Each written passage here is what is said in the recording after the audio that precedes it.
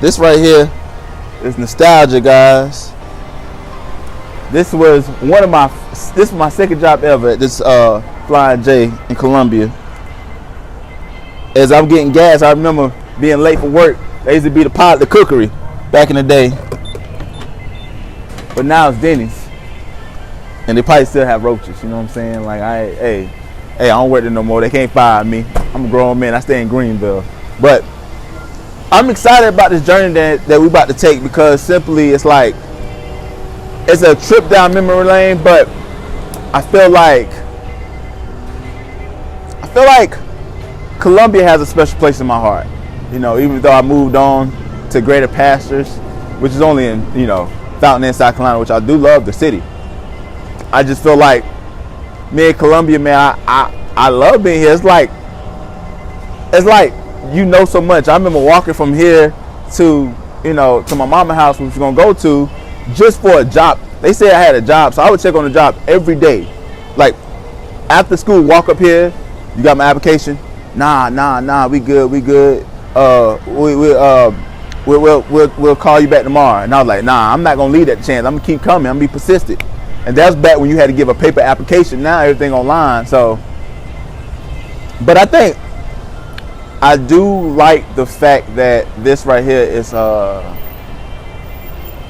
like it, home. It's home. And that's why I'm filling up now. My boy Chris Kelly behind the camera talk about something. My car need alignment. I'm sad about that, man. Cause I'm like, man, your car's supposed to be bumpy. I don't know, man. But we're gonna have fun, man. We're gonna have fun. And why is it taking so much to fill up my car? All right, I don't have no budget. I ain't got no budget. Look, $30. Look, $29.58. I'm gonna take you to where it all started for me. So we're gonna walk. I don't necessarily remember how the hospital looked back in 1988.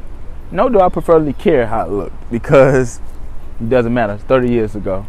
But I was born Jarrell Richard Murray, November 8th, 1988, at Richland Memorial Hospital, better known today as Palmetto Health Richland. Cool fact about me that a lot of people don't know: I was born 2 months premature.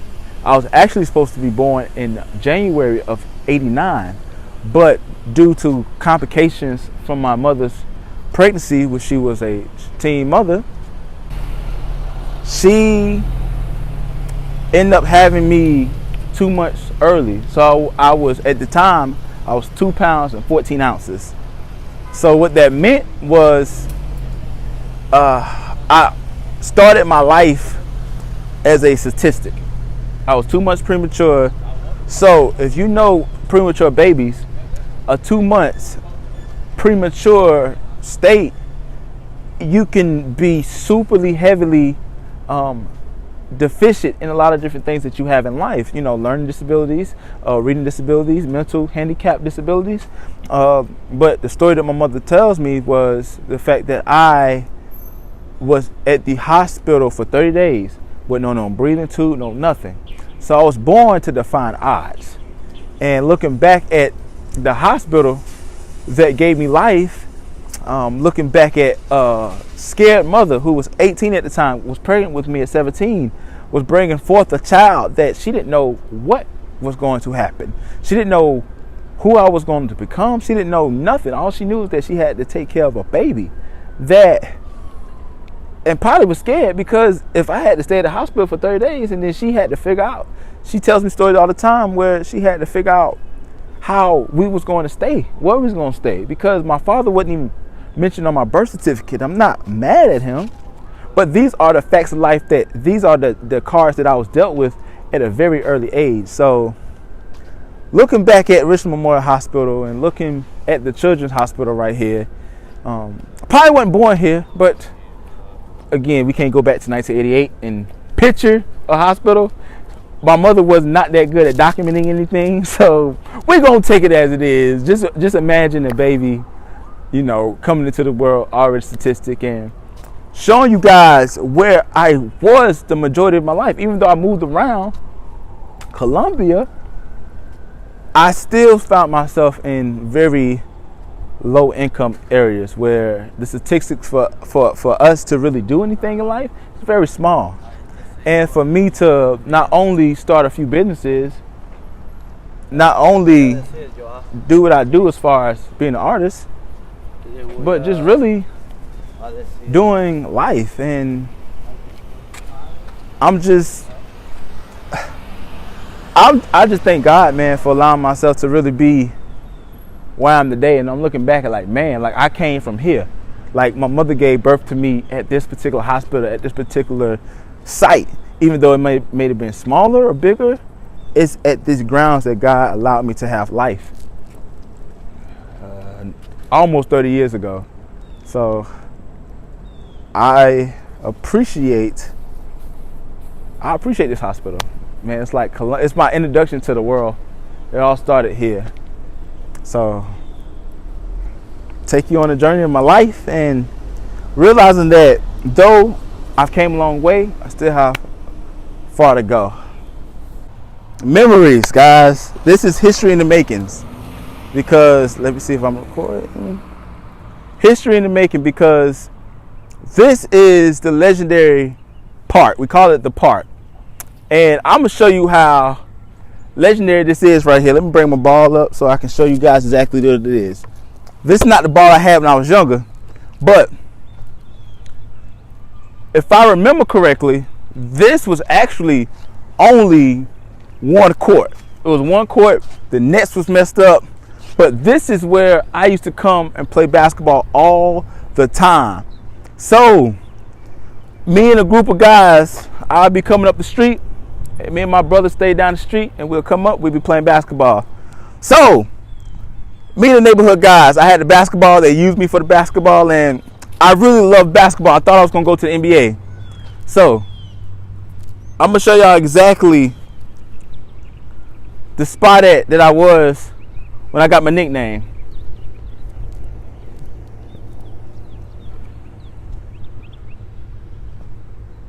So I was like around this spot right here, and I put up a shot. They said, we're gonna start calling you Lucky because you hit lucky shots. And it happened right here on this court. Now they changed the court over the years, but man, this is my humble beginning, man. This is where I came and I balled at, and you know, growing up and then just making things and putting things together has allowed me to see that, like, this home, man. So ever since this day, I was in the 4th grade when I got the nickname Lucky for hitting lucky shots. Ever since that day, they was like, I've been like, man, name kind of stuck. At first I didn't like it. I like, my name's Jarrell, I'm not Lucky. But then I realized that Jesus gives nicknames all the time. You know, Peter first name was Simon, which actually means unstable. Simon means unstable, Peter means rock. So I don't think Lucky defines who I am, but I think it's a part of who I am. And it's a story that tells, and this park is where it's at. So man, like I said, man, this bring back memories, man. On the corner of Coon Street, I look back and I didn't even know this was the name of the park. We just called it the park. I think that sign just came up there recently. It's like, man, my house was literally down the street. You make that left at that sign, and that's where we lived at. But just remember, just coming up here, dribbling the ball every day. My mama told me I had to go outside somewhere, somehow. And if you my age or older, you know that outside meant all day. You know, I realized that I only stayed out here maybe about 1.5 to 2 years. But yeah, the nickname that I received when I was in the 4th grade stuck with me for the rest of my life. To the point where now my brand is Lucky Murray. And we're working on Go Lucky Entertainment. So I realized something, man. It's like, look at this, man. This is like everywhere I went, man, it's low poverty. Like literally, this court was only one-sided, bro. We had one, and nobody was playing on it. But because I had a basketball and had a dream and had a goal, And like, look, we gonna ball, we gonna hoop. Bro, basketball brought people together. And I realized, man, growing up that I always had an ability to bring people together in the sense of, like, look, my love for sports. Like, I knew I was a hooper. I realized that when I was in high school that I wasn't going to become, a serious NBA player. But you couldn't tell me that I wasn't. I dribbled every day. From the time I left the house to the time I was over here, dribbling through my legs, dribbling up and down, just dribbling. And now it comes full circle, man. I haven't been back to this park, man, I think about 15 years. 15 years, and now people like who this dude is, but this neighborhood affected me. Every place that I touch affected me in a certain way, shape, or form. So I'm thankful for that. I'm thankful for Saluda River to give me the opportunity and chance to do great things, because this is where I made my first drama team at the Saluda River Academy of the Arts. I remember Miss Wolf. I was her first pick, and the only thing I was doing what I thought was in my head. It was nothing in particular that I did well. I just knew that I had imagination, and I just wanted to express it to people. And guys, that's all I'm doing right now. Nothing that I'm doing is not. I'm doing the same thing I was doing at fourth grade, fifth grade, 2, 3, 4. I'm just using my brain to manifest what I want to happen in life, and that's what I want Go Lucky to be. I want Go Lucky to be people who are collectives, or even a company who are visionaries by nature, that we might not have the same resources, or we might not have what you have, but what we do have is our imagination. And I tell people all the time that you cannot take, the only thing you can't take from people, you can't take what's up here. Right now we're at Eau Claire High School. This is my high school I graduated from back in 2007. Just looking at different things, man, and just looking on the outside and just looking at this field, man, that they just, that's turf. This was built back in 2007. This is my senior year in high school. And the problem was that a lot of demons that me coming here today at this field is helping me address. And one of the demons was the fact that I quit my senior year in high school. That's one thing I regret in my life, as far as what I would have did differently, because I was a player that didn't get a whole lot of playing time. But it really didn't matter, because like I said, who's going to the NFL anyway, So remember us having this was our practice field. This is where the JV played at, and I played soccer here as well. Our home games were actually here, and this is where I did a lot of damage right here. You know what the crazy thing is about this, guys? This field a few years ago, like 10 years ago, this wasn't turf. It was straight up grass. Like they let the doggone grass grow so high to the fact that, you know what I'm saying, the grass touching your ankles and stuff like that. You know what I'm saying? Ants and stuff. But it's funny how in 10 years things can change, but things stay the same.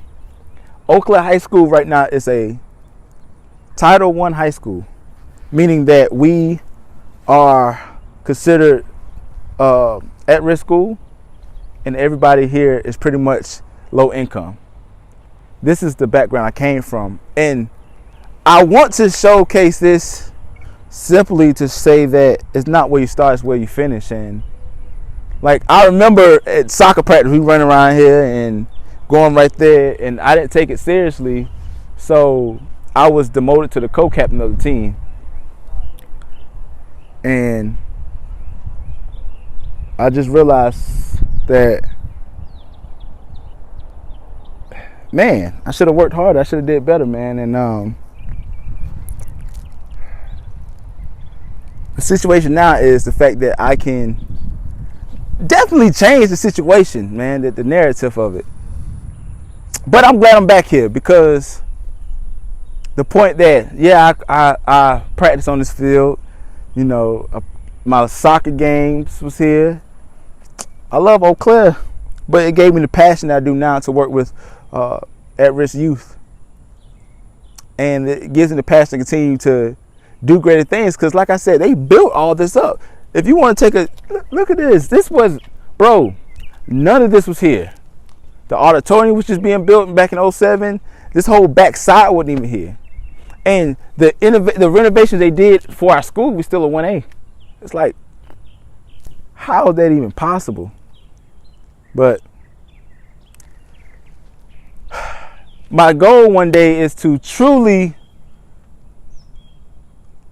come back and speak and give my testimony to the kids at Eau Claire High School and really encourage them to be like, look, man, it's not where you start, it's where you finish. And I'm a product of Eau Claire High School. I'm a Shamrock, class of 2007.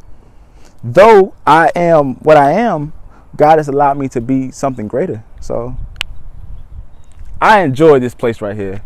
I enjoy Eau Claire High School. It's my love. It's my home. But most importantly, man, it's like, funny story, man, this is where I got my start as far as music. It's like when I was, 17, I met my boy Andre, and, I had the situation at Rockgate happening, and I did my first show at the Commons area in Eau Claire. My first ever show. We had a song in high school called Flat Photography, and it was bubbling. So, start bubbling. People was like, we feeling the song, and, did music. People knew who I was, and I taste some type of success. But I learned from that situation that if you don't sustain it, if you don't know how to sustain it, it will easily fade away. Because like I said, everybody has their 15 minutes of fame, and this was like literally dirt road, and we was the first one on the strip to move out here. I started Eau Claire High School, I remember it was Valentine's Day of 2005. The reason why, because I didn't have a Valentine, and I'm still kind of bitter about that. So if you think that I'm famous now because I'm shooting my own documentaries, you fail to realize that I'm blowing up now. All right, I'm blowing up now. You gonna be mad because Lucky Murray came back to the hood and he giving back. It might be $1, it might be $2, it might be 50 cents, but it doesn't matter because I'm giving back to the hood. But back to what I was saying, if I really interrupt. The funny thing, man, is that coming back. Come take a walk, man. Let's take a walk, man. Let's take a walk. Let's talk. So I want you to get a shout out. Just show the house real quick, 200 Rocky View Drive. I want to kind of explain what this house means, man. The funny thing about this house is the fact that I remember moving out here. My mother had like a white computer. It was like a white Dell desktop. The junk was super old, right? It was one of those big old bulky computers. And my mother's like, all right. So she said, Jarrell, here's the thing. She said, either you can have the computer or you can have the cable. I was ahead of my time. I knew if I got the computer, I was gonna get internet. But you gotta understand, back in 2005, internet was dial-up. What dial-up was phasing out was DSL. So it was hooked up to a cable modem. And my mother didn't tell me that she wasn't gonna get internet. So I had this computer that did not access anything online at all. And I was like, you know what, bump it. I don't need computer when I go to the library or whatever. That sucked. Because then MySpace was popping off like that, and I couldn't really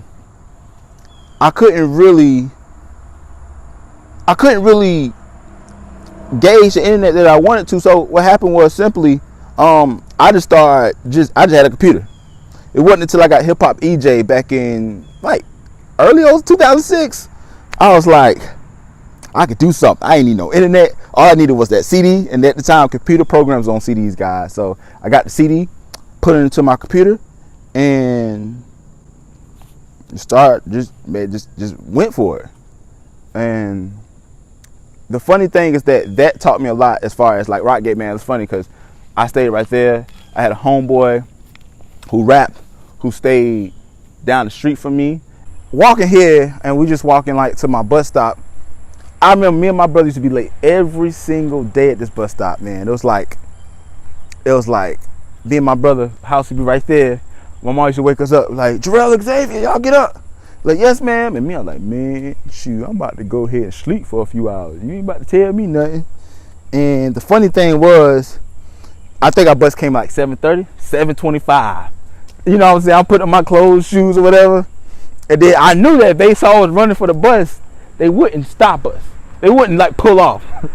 So me and my brother be jogging, and like it's funny now. They pick up everything else, man. But and then Treese brought up a good point. Like when we was talking, like I had a mentality where no matter where I was at, I was still gonna make it happen. Like literally, there's nothing out here. So my transportation was two things. It was my feet. It was me, the bike, and also the bus. So yeah, man. So we're gonna walk past the iconic sign and do the Warren G. The thing that a lot of you guys that don't know my music, you know what I'm saying, you don't know what Do the Warren G is, but that's my first music video, and it was iconic when I walked past the sign because Rockgate means a lot to me, man. It's like where I honed who Lucky is, I feel like, man, like just people don't realize how, like, I'm from an all black area. Like I hope people to realize like our bus stop was literally right there. Like let me stand in the spot where our bus stop was. Like we would stand right here and wait till the bus to come pick us up, So I'm just looking like, man, like no bus ain't gonna pick me up no more. But it's like humble beginnings. And that sign right there, Rockgate right there. And this sign right here, it's iconic, man, because when I walked past this sign right here, I was entering into what was my present, right? So it's iconic now in 2018. As I leave this sign, it speaks to the fact that I'm moving on from where I'm at, but I'm never forgetting who I am and the essence of what God created me to be. Like God put me here for a reason, man. And now my current job and now my current ministry is for urban youth. And urban doesn't necessarily mean black or white, but it just means the mentality of inner city. And as you can see, this is not the inner city, but because of the type of the culture that's around here, it's inner city like, it's like the saying, you can take the hood, you can take the person out the hood, but you can't take the hood out the person. Exactly. We seen the guy just ride a random bike. Where are you going? So let's go. So I just, it was real good. It was real good being here. Again, coming back here today, looking at different things in my life, even looking at the rain, it reminds me of that God had me in these particular places, and all these places lack resources. Rockgate, there was nothing clearly. If you walked 45 minutes, nothing. You drove a car, maybe about 30 minutes, you could be where you needed to go. So if you wanted something to happen, you had to make it happen there. That's why God allowed me to ride the bus, become independent. Going to Parkwood, there was still nothing there. My boy across the street had a basketball goal, but there was nothing there. So we had to make our own fun. So there I decided to create my own things. Like I will literally take, y'all want to play this? All right, we got this many people. All right, what we're going to do is we're going to organize, we're going to play. We played kickball, we played football, we had basketball games. And it allowed me to, I was doing that. Heck, when I was staying in, when I was going to South Kilbourne, I would create stuff. And looking back now, it's like, man, I'm creating something that's literally, it's not even existing. It's nothing that physically is there. But I think that God's been able to do that my whole life, was to allow me to create something that didn't exist. And why I call my project Fearless. I look back from being a premature baby in 1988 at Richmond Memorial Hospital, born to a teen mother. Father wasn't in the picture. Father came in the picture, but it is what it is. To moving from all these different places, I stayed at a place for 2 consecutive years. I haven't had to stay at a place more than 2 consecutive years till I got to Rockgate. But by the time my mother started staying there, it was time for me to bounce. I had to go to college. Nothing was ever consistent in my life. But these places all tell a story of who Lucky Murray is, and now I realize that I cannot be afraid of who I am. I cannot be afraid to tell my story. God has given me the ultimate platform, and I want people to take from this project, but most importantly, take from this story that I'm telling, is simply to live your truth, live your dreams, and to allow God to take the fear from us, because the Bible does not call us to fear. It says fear not. And I felt for years that's what I was doing, just so fearful what other people thought, that I would have never wore M1s, Walmart shoes, because of what I thought other people think about me. Now I can care less. I'd rather save my money, buy M1s, and spend it on doing music or whatever. You know, somebody don't make beats for you, bump it. Just make it your own. You don't wait on nobody, because opportunities don't come to those who wait. You got to go out there and get it. And I am not afraid to speak my mind. I'm not afraid to speak my truth. I'm not afraid to be who God has created me to be. So being fearless is something that I want to be. Looking at Eau Claire, looking at the balcony, looking at the football field, all that made me who I am. At the park where I got my nickname Lucky, it all made me who I am, and I'm thankful for God for that opportunity. And for that, this next chapter in my life, though I'm no longer staying in Columbia, I'm still a South Carolinian, but this next part of my life is fearless. I would not be afraid no more to be who God created me to be. Whether that's 10 people liking me, 100 people liking me, 100,000 people liking me, the numbers don't really matter to me. It's just a matter of I'm doing what God's called me to do. So if you look at this documentary, I want you to know that I'm a man of God. I love Jesus and I have a relationship with him. And through Jesus, who allowed me to be who I am, it's nothing that I'm doing. He's opened the door so that I can reach other people's lives. It's like, because if it wouldn't be for Jesus, I wouldn't be out here. I wouldn't be here. I might have been in the grave of dead, because look at the neighborhoods I'm from. There's nothing there. There's no opportunity there. And a lot of people can miss that and be like, look, there's no opportunity for me, so there must not be purpose in my life. But I saw that, like, look, it's plenty of opportunity, because there's nothing here but for me to create opportunity. So I'm a big fan. If you don't have resources, make it yourself. So new transition in life, like I said, new company, new goal, new focus, but most importantly, same vision, to create souls for Christ and to enhance the kingdom of God. So I'm super excited about that, and I'm super excited about this project. But I know that this is, 10 years from now, this is not going to be my last project. This is not going to be my last documentary that I produce. It's not going to be the last nothing. This is only the beginning.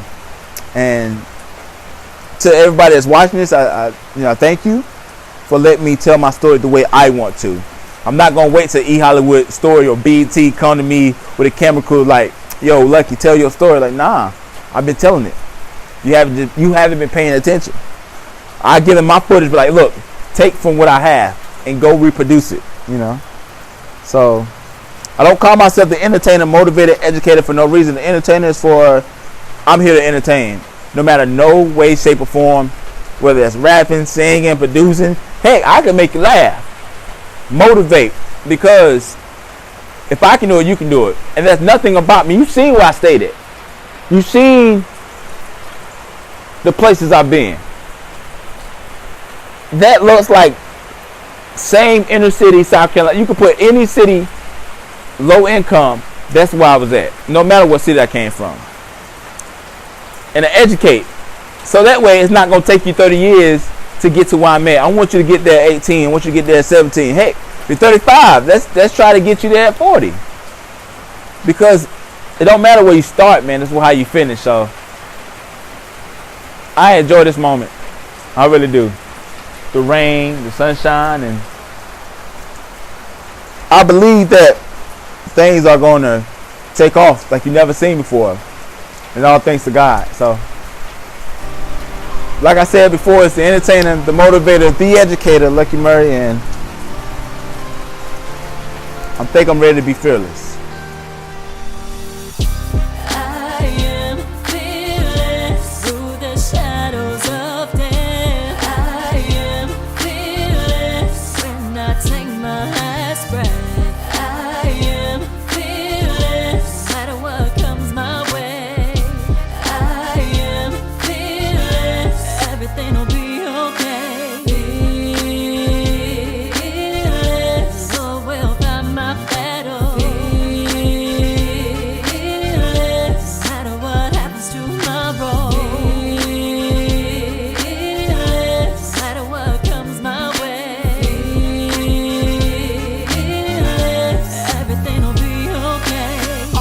To be me, you see, sometimes it's hard. Everyone else and make believe. I believe in the power, believe in the name. It's hard when people think